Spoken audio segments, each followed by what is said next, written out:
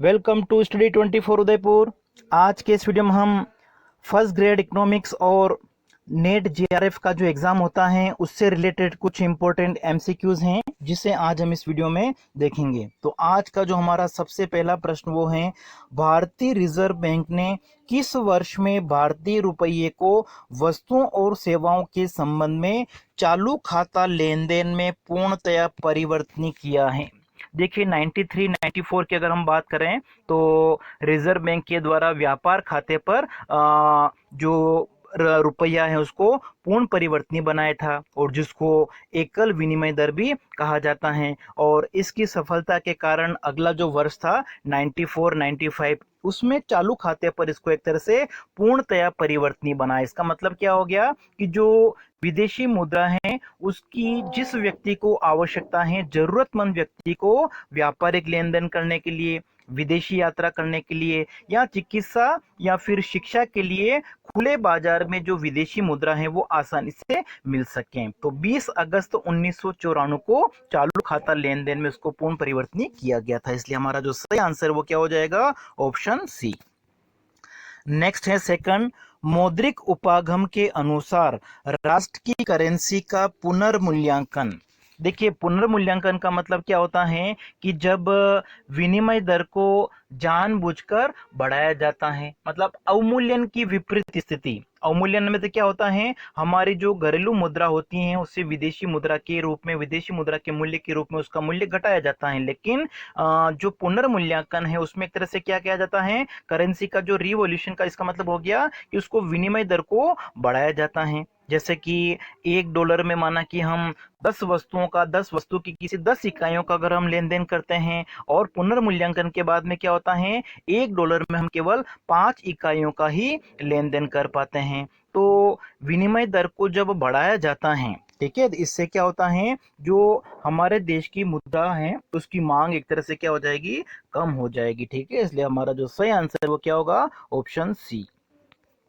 Next है तीसरा, निम्नलिखित में से किसमें शून्य आधारित budget, zero base budget system जो है वो प्रारंभ करना कठिन है? अब देखिए शून्य आधारित बजट की जो अवधारणा है वो 1970 में अमेरिका में पीटर ए पायर हैं, उन्होंने एक तरह से इसको शुरू किया था, ये अवधारणा दी थी। और सबसे पहले अमेरिका के जो राष्ट्रपति थे जिमी कार्टर, उनके द्वारा अमेरिका के बजट में शून्य आधारित बजट प्रणाली को प्रारंभ किया गया था। और शून्य आधारित बजट प्रणाली में क्या होता है, किसी भी मद के ऊपर जो व्यय किया जाता है तो पिछला व्यय जो होता है, पिछली बार क्या व्यय किया गया था उसको एक तरह से नहीं देखा जाता है, नए सिरे से व्यय किया जाता है। इसलिए शून्य आधारित बजट प्रणाली जो है वो किसी चीज को, प्रोजेक्ट को प्रारंभ करने का जो खर्चा आता है, स्थापना खर्च, और दूसरा फेडरल राजकोषीय अंतरण है, इन दोनों में एक तरह से प्रारंभ करना कठिन होता है। तो हमारा जो सही आंसर है वो क्या हो जाएगा? Option C. नेक्स्ट है हमारा फोर्थ, वस्तु के वजन, आकार या नाप के अनुसार लगाया कर कर क्या कहलाता है? देखिए जब किसी वस्तु की जो भार है, ठीक है, वजन हम कह सकते हैं, या वस्तु का जो आकार है, साइज है, या उसका जो मात्रा है, नाप है, उसके आधार पर अगर कोई कर लगाया जाता है तो ऐसे कर को हम क्या कहते हैं? विशिष्ट कर कहते हैं, स्पेसिफिक कर कहते हैं, या उसको एक तरह से परिमाण परक कर भी कहा जा सकता है, क्वांटिटेटिव। ठीक है, इसलिए हमारा जो सही आंसर वो क्या हो जाएगा? Option B. नेक्स्ट है पांचवा, कर भार का मजग्रेव का विचार निम्नलिखित में से कौन सा है? कर भार मतलब कर का जो अंतिम भार है वो किसके ऊपर पड़ता है उसके बारे में मजग्रेव का जो विचार था वो उन्होंने क्या बताया कि जो बजट नीति है उसमें परिवर्तन के कारण जो निजी उपयोग हेतु आय का वितरण है उसमें परिवर्तन हो जाएगा। इसलिए सही आंसर क्या हो जाएगा? Option C.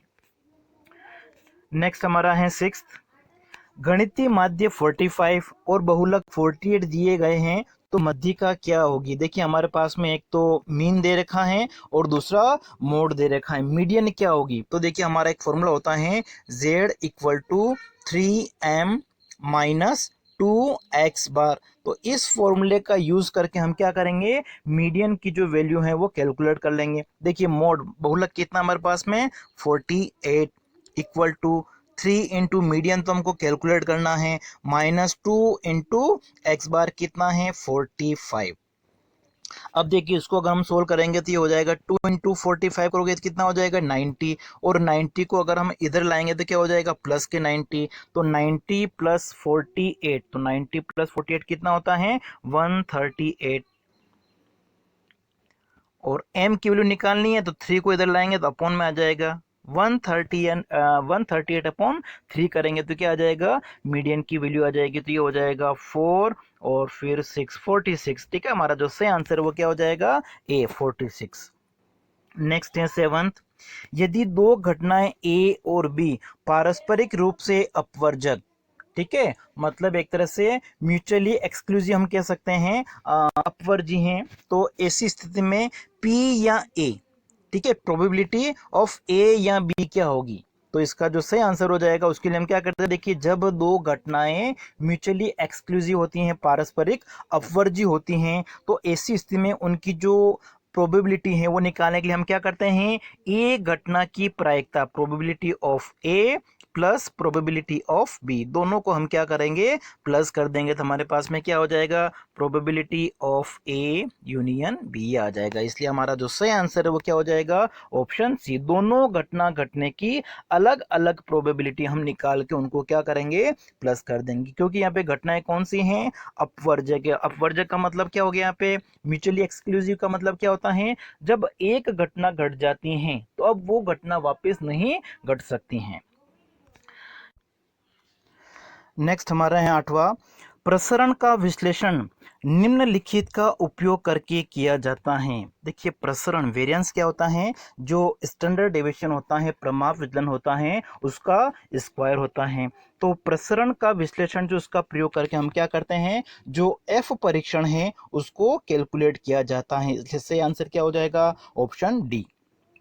नेक्स्ट हमारा है नाइन्थ, व्यवस्थित प्रतिचयन का तात्पर्य है कि पहली मत का यादृच्छिक रूप से चयन किया जाता है। देखिए सिस्टोमेटिक सैंपलिंग की अगर हम बात करें तो इसमें क्या होता है, सबसे पहला जो आइटम है उसको एक तरह से रैंडमली सेलेक्ट किया जाता है, यादृच्छिक रूप से चयन किया जाता है, और उसके बाद में पहला आइटम सेलेक्ट करने के बाद में दूसरा जो आइटम है या नेक्स्ट वाले जो आइटम है उनका चयन किस प्रकार से किया जाता है, प्रत्येक पांचवा, प्रत्येक 10वां हो सकता है, प्रत्येक छठा हो सकता है, इस तरीके से। इसलिए हम कह सकते हैं कि फिर प्रत्येक के वी मत का चयन किया जाता है। इसलिए सही आंसर क्या हो जाएगा ऑप्शन सी। देखिए सिस्टमैटिक सैंपलिंग व्यवस्थित प्रतिचयन का तात्पर्य क्या होता है, पहली मद का जो चुनाव किया जाता है वो रैंडमली किया जाएगा, यादृच्छिक रूप से किया जाएगा, और उसका चुनाव होने के बाद में जैसे कि माना कि पहली मत का जो चुनाव हो गया है वो हो गया है 5वां नंबर, तो अब अगला जो नंबर आएगा वो किसका आ जाएगा,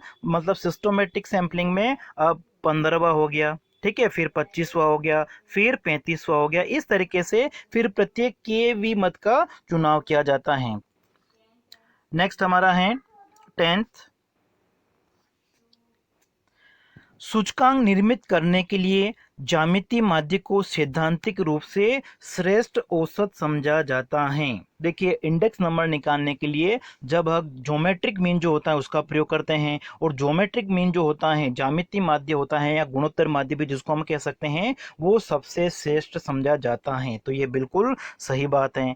दूसरा हमारा है, यदि प्रेक्षणों की परास या सीमा काफी बड़ी होती हैं तो ज्यामितीय माध्य का प्रयोग किया जाता है। तो ये कथन सही है, लेकिन ये पहले अभिकथन का कारण नहीं कह सकते हम। देखिए पहला कथन भी सही है, दूसरा कथन भी सही है, लेकिन पहला कथन जो हमारा है उसका कारण ये हम नहीं कह सकते, ये बिल्कुल डिफरेंट है। ठीक है, जो परा से रेंज होता है, जब उनके दो जो अधिकतम मूल्य हैं न्यूनतम मूल्य हैं उनके बीच में अंतर बहुत ज़्यादा होता है, तो उस श्रेणी का एवरेज माध्य निकालने के लिए हम ज्योमेट्रिक मीन ज्यामितीय माध्य का प्रयोग करते हैं, गुणोत्तर माध्य का प्रयोग करते हैं। तो ये बात सही है, लेकिन पहला जो हमारा कथन है उसका कारण ये नहीं कह सकते हम। इसलिए हमारा जो सही आंसर हो जाएगा वो होगा ऑप्शन बी, ए और आर। ए कथन अभिकथन ये भी सही है और कारण आर भी सही है, लेकिन आर जो है वो ए की सही व्याख्या नहीं करता है। नेक्स्ट हमारा है 11th, 11वां, गेम थ्योरी के अनुसार यदि विज्ञापन में वृद्धि लागतों को आय से ज़्यादा बढ़ा देती हैं, ठीक है, विज्ञापन जब बढ़ते हैं तो विज्ञापन में वृद्धि होने से लागतें बढ़ेगी और लागतें जो हैं वो आय की तुलना में ज़्यादा बढ़ जाती हैं, जिससे फर्मों के जो लाभ हैं वो कम हो जाते हैं। तो इस प्रकार के खेल को क्या कहा जाता है? तो देखिए, विज्ञापन बढ़ने से लागतें बढ़ती हैं और लागतें बढ़ने से जो लाभ हैं वो कम हो रहे हैं। तो इस प्रकार का जो खेल है उसको हम क्या कहेंगे? ऋणात्मक योग खेल कहेंगे। इसलिए हमारा जो सही आंसर वो क्या हो जाएगा? डी, ऋणात्मक योग खेल, नेगेटिव सम गेम। फिर हमारा है 12th 12वां, एरो के असंभाविता प्रमेय, इम्पॉसिबिलिटी थ्योरम का तात्पर्य है। देखिए, एरो की जो असंभाविता प्रमेय है वो मुख्य रूप से बर्गसन और जो सैमुअल्सन है उनका जो सामाजिक कल्याण फलन है उनकी आलोचना पे आधारित है। एरो का क्या मानना था कि जो बर्गसन और सैमुअल्सन ने जो सामाजिक कल्याण फलन दिया था उसका निर्माण करना एक तरह से क्या होता है? असंभव होता है। और फिर एरो ने व्यक्ति और समुदाय के निर्णय के बीच में संबंधों के आधार पर अपना अलग से सामाजिक कल्याण फलन दिया था। तो देखिए, एरो के असंभाव्यता प्रमेय का जो तात्पर्य है वो एक तरह से क्या है? तो इसका जो सही आंसर इन चार ऑप्शन में से वो क्या हो जाएगा? ऑप्शन बी, किसी भी सामाजिक निर्णय नियम को बुद्धि संकट विकल्प की कम से कम एक अपेक्षा का उल्लंघन करना चाहिए। नेक्स्ट हमारा है 13th 13वां, अल्पाधिकार मॉडल, जिसमें व्यवसायी कल्पना करता है कि उसके प्रतिस्पर्धियों का उत्पादन स्थिर है और फिर निर्णय करता है कि कितना उत्पादन करें। तो इसको क्या कहा जाता है? देखिए, जो अल्पाधिकार से संबंधित कुर्नो का मॉडल है जो उन्होंने 1838 में दिया था और जिसको हम द्विअधिकारी सिद्धांत भी कहते हैं, क्योंकि इसमें उन्होंने दो फर्मों से संबंधित उन्होंने उदाहरण लिया था। उन्होंने अपनी बात को समझाने के लिए दो फर्मों को लिया था। तो हम कह सकते हैं कि जब उसके प्रतिस्पर्धियों का उत्पादन स्थिर होता है और फिर वो निर्णय करता है कि उसको कितना उत्पादन करना है, तो ये जो अवधारणा है वो मुख्य रूप से कुर्नो का जो अल्पाधिकार मॉडल है उससे संबंधित है। नेक्स्ट हमारा है 14th 14वां, लेन देन लागत, ट्रांजैक्शन कॉस्ट को निम्नलिखित भी कहते हैं। देखिए, लेन देन लागत जो होती है उसको एक तरह से शू लेदर कॉस्ट कहा जाता है। ऑप्शन हमारा ए। देखिए, जब मुद्रास्फीति की स्थिति होती है, जब अर्थव्यवस्था में मुद्रास्फीति अधिक होती है तो इस प्रकार की स्थिति पाई जाती है। लोग क्या करते हैं कि मुद्रा को अपने पास में नकद रखने की उनकी जो प्रवृत्ति होती है वो कम होती है, ठीक है, मुद्रास्फीति के समय। इसलिए इसको लेन देन लागत या शू लेदर लागत कहा जाता है। इसलिए सही आंसर हो जाएगा ऑप्शन ए। नेक्स्ट हमारा है 15th, यदि उपभोग फलन C इक्वल टू 0.8y है और निवेश फलन I equal to 102 minus 0.2i हो तो IS वक्र क्या होगा? IS वक्र निकालने के लिए हमको क्या करना पड़ता है? y equal to C plus I, इस इक्वेशन का हम यूज करेंगे। तो देखिए, y इक्वल टू C हमारे पास में कितना दिया हुआ है? 0.8y प्लस आई कितना है? 102 माइनस 0.2i। अब देखिए, इस 0.8y को हम इधर ले आते हैं तो ये हो जाएगा 1y माइनस 0.8y, तो कितना बचेगा? 0.2y इक्वल टू ये हो जाएगा 102 माइनस 0.2i। तो y इक्वल टू कितना हो जाएगा? तो 0.2 इधर आके डिवाइड हो जाएगा। तो देखिए, 0.2 से 0.2 तो कैंसिल हो गया और 102 में अगर हम 0.2 का डिवाइड करेंगे तो कितना आ जाएगा? 510। तो हमारा जो सही आंसर है वो क्या हो जाएगा? 510 माइनस आई। ठीक है, तो y इक्वल टू क्या होना चाहिए? 510 माइनस आई। तो हमारा जो सही आंसर है वो क्या हो जाएगा? Option C. नेक्स्ट हमारा है 16th 16वां, यदि समग्र आपूर्ति अनुसूची धनात्मक रूप से ढलवा हैं। यदि अन्य बातें पूर्ववत रहती हैं तो नाम मात्र मुद्रा आपूर्ति में सतत वृद्धि का परिणाम क्या होगा। देखिए हमारी जो समग्र आपूर्ति जो एग्रीगेट सप्लाई शेड्यूल है वो एक तरह से क्या है, पॉजिटिव स्लोप वाले हैं। और अन्य बातें अगर समान रहती हैं तो मुद्रा की आपूर्ति अगर लगातार बढ़ती जाती हैं तो इससे क्या होगा, जो अर्थव्यवस्था है उसमें कीमतों में निरंतर वृद्धि और वास्तविक उत्पादन में भी निरंतर वृद्धि होगी। इसलिए सही आंसर क्या हो जाएगा, ऑप्शन सी। नेक्स्ट हमारा है 17वां श्रीमती जॉन रॉबिन्सन के अनुसार स्वर्णिम युग होता है। जहां पर स्वर्णिम युग कब होता है, तो देखिए श्रीमती जॉन रॉबिन्सन का जो सिद्धांत था उन्होंने उसमें गोल्डन एज स्वर्णिम युग की अवस्था कब कही थी, जब अर्थव्यवस्था में जो जनसंख्या वृद्धि की दर है, जनसंख्या वृद्धि की दर डेल्टा एन अपॉन एन और पूंजी की जो वृद्धि दर होती है डेल्टा के अपॉन के, अगर ये दोनों बराबर होती हैं तो इस अवस्था को श्रीमती जॉन रॉबिन्सन ने क्या कहा था, स्वर्णिम युग की अवस्था कहा था। इसलिए हमारा जो सही आंसर वो क्या हो जाएगा, ऑप्शन ए। नेक्स्ट हमारा है 18वां, यदि एमपी के अपॉन एमपीएल स्थिर के अपॉन एल अनुपात पर अपरिवर्तित रहता है तो तकनीकी परिवर्तन तटस्थ रहता है। तो ये बात जो है वो किसने कही थी, प्रोफेसर हिक्स ने। प्रोफेसर हिक्स का क्या मानना था कि जो एमपी के अपॉन एमपीएल, ठीक है, जो तटस्थ तकनीकी हैं वो उसके अनुसार अगर श्रम और पूंजी जो होती हैं उसकी सीमांत उत्पादकता में समान वृद्धि होती है। हिक्स का क्या मानना था कि तटस्थ तकनीक की स्थिति में क्या होता है, श्रम और पूंजी की जो सीमांत उत्पादकता है उसमें समान वृद्धि होती है। तो हमारा जो सही आंसर है वो क्या हो जाएगा, ऑप्शन बी।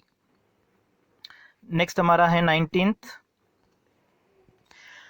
जॉन रॉबिन्सन के समृद्धि मॉडल, ठीक है, जॉन रॉबिन्सन का जो ग्रोथ मॉडल था उसका संबंध किससे है। तो आर्थिक वृद्धि का जो जॉन रॉबिन्सन का मॉडल था उसमें उन्होंने एक तो इच्छित समृद्धि दर जो डिजायर्ड ग्रोथ रेट है उसकी बात की थी और दूसरी उन्होंने पॉसिबल ग्रोथ रेट की बात की थी, संभावित समृद्धि दर की बात की थी। तो फर्स्ट और सेकंड हमारा ऑप्शन कौन सा हो जाएगा, सी।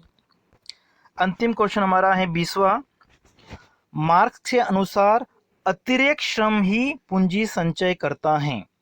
ठीक है, जो सरप्लस लेबर होता है वो कैपिटल एक्यूमुलेशन पूंजी संचय करता है। और कारण क्या दे रखा है सभी कथन का, वास्तविक श्रम और निर्वाह के लिए किए गए श्रम जिसके लिए मजदूर को कुछ नहीं मिलता उसके बीच में अंतर को एक तरह से क्या कहा जाता है, अतिरिक्त श्रम कहा जाता है। तो देखिए 20वां जो है इसका आंसर हमारा हो जाएगा कि हमारा जो अभिकथन ए है और बी है दोनों कथन एक तरह से क्या हैं, सही हैं। ठीक है, इसलिए आंसर क्या हो जाएगा, ऑप्शन सी। देखिए प्रोफेसर जो कार्ल मार्क्स थे उनका क्या मानना था कि अतिरिक्त श्रम से पूंजी संचय होता है और पूंजीपति जो होता है उसको अपना लाभ बढ़ाने के लिए क्या करना चाहिए, पूंजी संचय करना चाहिए। और पूंजीपति अपना जो लाभ है वो 3 प्रकार से बढ़ा सकते हैं, श्रमिक जो है वो अधिक घंटे कार्य कर रहे हैं, या फिर उनको जो मजदूरी दी जा रही है वो निर्वाह मजदूरी से कम दी जाए, या तीसरा ऑप्शन होता है श्रम की जो उत्पादकता है उसको बढ़ा के। और मार्क्स का क्या मानना था कि जो श्रम की उत्पादकता को बढ़ाने का तरीका है वो सबसे अच्छा तरीका है। तो हमारा जो सही आंसर हो जाएगा इस ऑप्शन का, ऑप्शन इस क्वेश्चन का वो होगा ऑप्शन सी, कि ए का भी कथन और कारण दोनों क्या है, सही है। तो आज की वीडियो में हम इतना ही, नेक्स्ट वीडियो में भी आगे हम और भी जो एमसीक्यूज है उनको हम सोल्व करेंगे।